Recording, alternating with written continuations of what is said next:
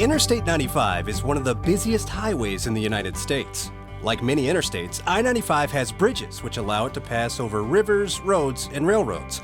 Problem is, a lot of those bridges were built a long time ago. There's a section of I-95 which cuts through downtown Richmond, Virginia, with 11 bridges that were built over 50 years ago. By 2008, these bridges had already carried far more traffic than they were ever intended to carry. It was time to replace those bridges.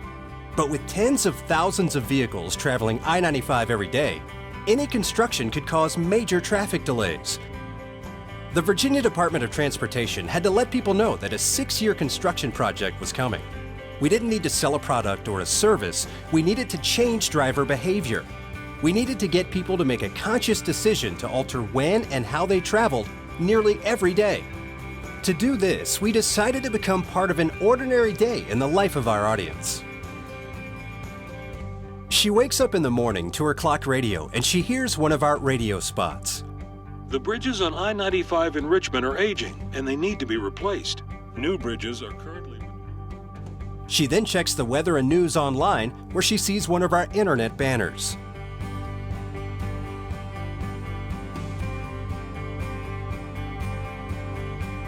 Next, she heads to work where she drives past one of our billboards.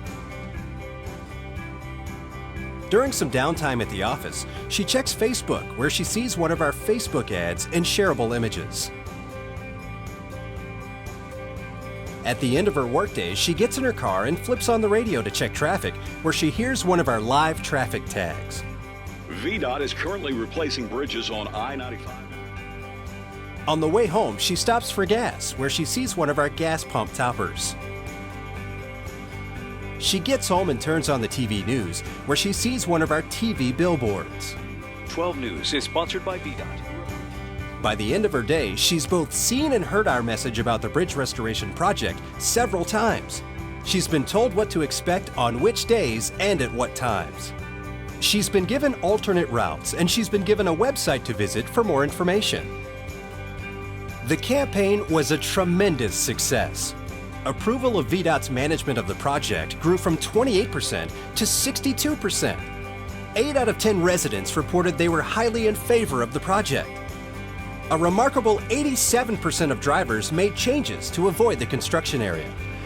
And finally, 58% said they were satisfied with VDOT's communications. No wonder drivers told us it wasn't nearly as disruptive as they thought it would be.